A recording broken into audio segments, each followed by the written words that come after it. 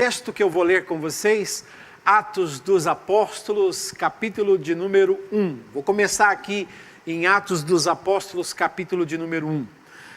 Se você é um judeu messiânico, você sabe que esse livro na sua Bíblia chama-se Memórias Apostólicas. Então você pode abrir aí em Memórias Apostólicas, capítulo 1, e nós vamos pensar aqui a respeito do que o Senhor Jesus está falando para os seus discípulos a respeito da grande comissão. A gente sabe no versículo 1 e no versículo 2 que tudo isso aqui é a respeito do que Jesus começou a fazer e a ensinar. E que agora ele vai continuar fazendo e ensinando através dos seus apóstolos.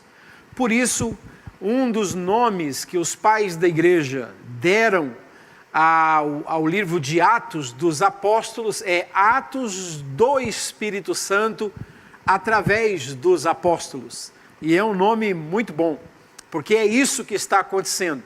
É o Espírito Santo dando continuidade ao ministério de Jesus, só que agora não através do corpo físico de Jesus, mas através do seu corpo, que é a igreja, através dos discípulos de Jesus. O Espírito Santo está levando as boas novas e realizando os seus milagres nas nações da terra. E aqui em Atos capítulo 1, quando o Senhor Jesus está dando mandamento pelo Espírito Santo aos seus apóstolos, ele diz que eles deveriam ficar em Jerusalém, não se ausentar de Jerusalém, mas aguardando a promessa do Pai que tinha dito através de João Batista, de que Jesus viria não para batizar com água, mas que ele viria para batizar com o Espírito Santo, e isso não muito depois daqueles dias. Enquanto Jesus falava isso para os seus discípulos, a respeito do enchimento do Espírito, do poder do Espírito Santo que eles deveriam receber antes de sair de Jerusalém para as nações da terra, a mente deles volta-se não para o reino de Deus, no sentido que Jesus veio estabelecer primeiro nos corações das pessoas. O reino de Deus, de forma literal, aqui nessa terra, ele está no reino do escatom, na visão da escatologia. É um reino que ele vai estabelecer literalmente no futuro, mas hoje o seu reino está sendo estabelecido no coração dos homens. Por isso Jesus diz: o reino de Deus está dentro de vocês. É o reino de Deus que está dentro de nós hoje. Mas esses discípulos, todos esses anos que eles viveram com Jesus, eles não entenderam. No meio do caminho eles discutiam qual deles seria o maior. Qual deles seria o maior aonde? No reino dos céus, lá aonde Jesus nos levará, para que depois no futuro ele venha estabelecer o seu reino sobre a terra? Será que é nesse reino do escatom que os discípulos estão discutindo qual deles seria o maior? Não. Eles estão discutindo porque eles acreditam que Jesus vai ser o Messias super-herói na sua primeira vinda. Eles não conheciam essa fase de que primeiro ele viria como o servo sofredor de Isaías 40, de Isaías 53, para depois vir como Messias, que vai reinar sobre toda a terra. A princípio ele vem para morrer pelos nossos pecados, depois então ele vem para reinar. Eles não conseguiam perceber essas duas vindas de Jesus, uma que ele vem para sofrer e a outra que ele vem para reinar. Uma ele vem montado em um jumentinho, a outra ele vem montado em um cavalo branco, Rei dos reis e Senhor dos senhores. Em uma ele vem como um cordeiro, na outra ele vem como um leão da tribo de Judá. Eles não conseguiam fazer essa diferença, e então eles estão pensando que o reino de Deus viria imediatamente, e eles estão brigando. A mãe de um deles, ou de dois deles, tem que chegar para Jesus e dizer: Senhor, quando o Senhor se assentar no seu reino, no seu trono, o Senhor pode colocar o João e o Tiaguinho, um de cada um à sua esquerda e outro à sua direita, e Jesus tem que dizer para essa mãe: vocês não sabem o que é que vocês estão falando. Porque você vai ler pelos evangelhos que os apóstolos estão pensando que a entrada de Jesus em Jerusalém é o momento em que Jesus vai estabelecer o seu reino. Hosana nas alturas, bendito aquele que vem em nome do Senhor.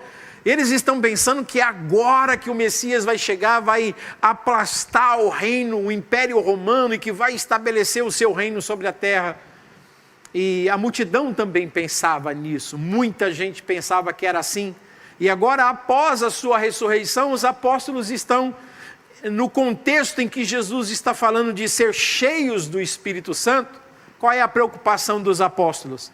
A preocupação deles é assim: Senhor, será agora, nesse tempo, que o Senhor vai restaurar o reino a Israel? É agora que o Senhor vai fazer com que essa nação volte a ser suprema? O Senhor vai colocar um monarca? O Senhor vai levar o seu reino sobre toda a terra? É agora que o Senhor vai restaurar? Novamente, a visão desses judeus está voltada para um império local, um reino local, uma monarquia. E então, Jesus tem que dizer no versículo 7, é uma espécie de um puxão de orelha para eles e para nós também.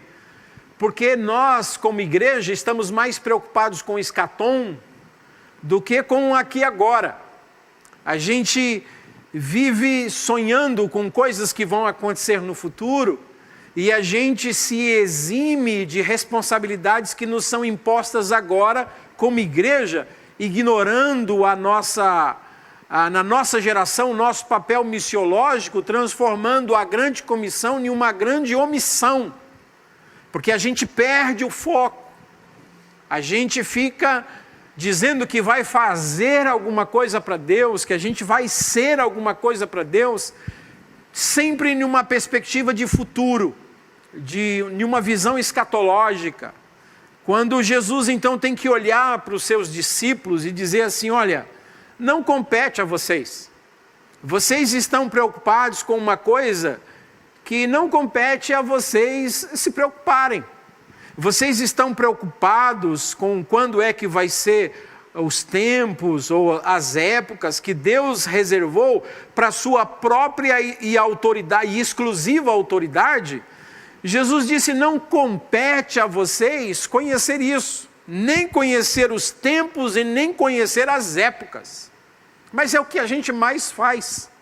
A gente se mete, a gente entra nesse assunto escatológico e a gente se diz conhecedor dos tempos e das épocas. E a gente começa a se achar senhor, dominadores, conhecedores dessas estações que Jesus disse que foi reservado, que é de exclusiva autoridade de Deus.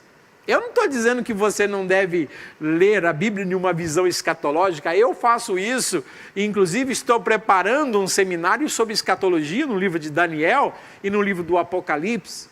Não estou dizendo que você não pode estudar escatologia. O que você não pode é só ficar pensando nessas coisas. E que essas coisas não são as coisas mais importantes para ocupar o nosso tempo aqui e agora como igreja. O que é que Jesus disse? Não compete a vocês. Então saiba disso. Não compete a vocês ficarem querendo conhecer os tempos ou as épocas que o Pai reservou pela sua exclusiva autoridade. Mas olha o que é que vocês devem se preocupar. Recebereis poder ao descer sobre vós o Espírito Santo e sereis minhas testemunhas, tanto em Jerusalém como em toda a Judéia e Samaria e até os confins da terra. O que Jesus está dizendo é o seguinte: isso aqui compete a vocês. Esse negócio de escatom, de tempos e estações, não compete a vocês. Isso é uma coisa reservada pelo meu Pai. Agora, isso daqui, o receber o poder do Espírito Santo, o ser testemunha em Jerusalém, Judéia, Samaria, até os confins da terra, isso compete a vocês. O meu Espírito vai dar isso para vocês. O meu Espírito vai capacitar vocês, vai dar o dínamo. Vocês vão ser dinâmicos, vocês vão ser uma dinamite. Eu vou usar vocês aonde vocês colocarem a planta dos pés. Vocês serão como que dinamites de Deus para implodirem e explodirem principados e potestades do mal e estabelecerem o reino de Deus no coração das pessoas através da pregação das boas novas. E isso compete a vocês. Mas o que é que nós estamos fazendo hoje?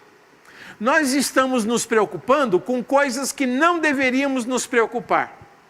E nós estamos despreocupados com coisas que deveríamos estar preocupados.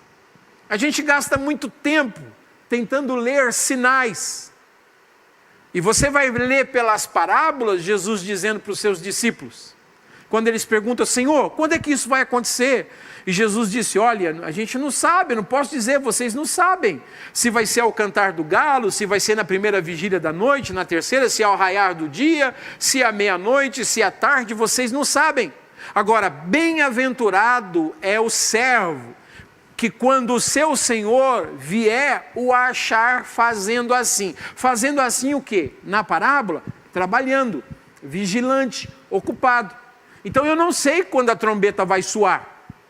O que eu preciso é estar preparado para isso. Eu não sei quando é que ele vai voltar.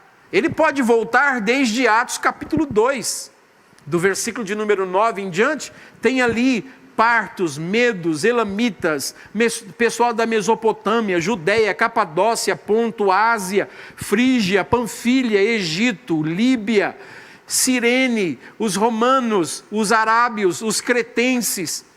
Pelo menos 17 nações estavam representadas em Atos capítulo 2, quando o Espírito Santo derramou. Jesus pode voltar, poderia voltar a partir de Atos capítulo 2. Sabe? Esse povo, o texto vai dizer aqui, que existiam pessoas de todas as nações que existiam de debaixo da terra. Você pode ler isso aqui, está muito claro aqui no texto. No mundo conhecido, todo mundo estava ali, atônitos, ouvindo a pregação de Pedro, vendo o enchimento do Espírito. Jesus poderia voltar a partir de Atos 2, ele pode voltar a qualquer momento. A qualquer momento. Qual é a minha preocupação? A minha preocupação não é quando ele vai voltar. Porque se eu descobrir, ele vai voltar só o ano que vem, eu posso viver uma vida mais ou menos agora. Aí quando chegar próximo, eu posso me consagrar e viver para ele. Ele sabe da nossa natureza. Só que a parábola diz que tem pessoas, trabalhadores, que vão dizer bem assim, o meu Senhor tarda em vir. E aí vão se entregar à embriaguez, à glutonaria, à promiscuidade, às coisas ruins dessa vida. E o texto diz, seu Senhor virá na hora em que ele não percebe. E terá um acerto de contas. Então, o que eu devo fazer com a minha vida agora? Martinho Lutero é que dizia, vivamos hoje como se Cristo morresse ontem, ressuscitasse hoje e voltasse amanhã. Eu acho que a gente deveria viver hoje como se Cristo voltasse hoje mesmo. Então a gente está perdendo o nosso tempo com muita coisa que não compete a nós. E a gente está deixando de fazer aquilo que ele diz, compete a vocês. O meu Espírito já foi enviado, já foi derramado, está em vocês, capacitou vocês, perdoou vocês, ungiu vocês, convenceu vocês, ungiu vocês e agora está enviando vocês às nações. Vá e pregue o Evangelho. Onde? Onde pregar o Evangelho? Aqui em Atos 1:8 vai dizer para mim que só existe 4 lugares que eu devo pregar o Evangelho. Que eu não preciso me preocupar em pregar o Evangelho em outro lugar. Se eu pregar o Evangelho nesses 4 lugares, então eu estou cumprindo o mandamento de Deus para a minha vida. Eu não preciso tentar escolher um 5º lugar para pregar o Evangelho. Esses 4 lugares eu estou cumprindo a vontade de Deus. Ele diz, pregue o Evangelho em Jerusalém, pregue o Evangelho na Judéia, pregue o Evangelho na Samaria e pregue o Evangelho até os confins da terra. Então, se você pregar o Evangelho nesses 4 lugares, você está cumprindo a ordem mundial de Deus para a sua vida. Em todo lugar ao mesmo tempo. E a gente vai ler. Os discípulos foram cheios do Espírito Santo. Você vai ler Atos capítulo 2, a igreja em Jerusalém. Atos capítulo 3, a igreja em Jerusalém. Atos capítulo 4, a igreja em Jerusalém. Atos 5, igreja em Jerusalém. Atos 6, igreja em Jerusalém. Atos 7, igreja em Jerusalém. Atos 8, igreja em Jerusalém. E o texto diz, vocês vão receber poder para ser testemunha. Jerusalém, Judéia, Samaria e confins da terra. Mas a presença do Espírito Santo era tão gostosa, tão maravilhosa, viver em comunidade, essa koinonia, era tão extraordinária que eles disseram, não, tá bom, vamos ficar por aqui. Então, eles não cumpriram Atos 1, versículo 8, eles se acomodaram. E a gente também. Nós gostamos de ficar acomodados, abençoados, guardados, protegidos no nosso comodismo, no nosso reininho, no nosso cantinho. A gente gosta disso. Só que deixa eu dizer uma coisa para você. Eu escutei um pregador irlandês dizer isso, uma vez quando eu estava em 1997 na África do Sul. Esse pregador irlandês diz assim, se você não cumprir Atos 1, versículo 8, Deus vai fazer cumprir o número ao contrário na sua vida. Se você não cumprir Atos 1, versículo 8, Deus fará cumprir Atos 8, versículo 1 na sua vida. E o que é que diz Atos 8, versículo 1? Que levantou-se uma grande perseguição contra a igreja que estava em Jerusalém. E por causa dessa grande perseguição que estava em Jerusalém, aí você vai ler, eles foram espalhados para a Judéia e para a Samaria. Então, se você não cumprir Atos 1, versículo 8, a estratégia de Deus é fazer Atos 8, versículo 1, se tornar uma realidade na sua vida. As coisas vão acontecer, problemas vão surgir, dificuldades, apertos, constrangimentos, um monte de coisa vai acontecer, mas Deus te levará a cumprir o projeto que Ele estabeleceu para a sua igreja cumprir aqui nessa terra. E é a partir da perseguição que a igreja sai do comodismo. É a partir da aflição. O texto chega a dizer que Saulo, versículo 3, ele assolava a igreja.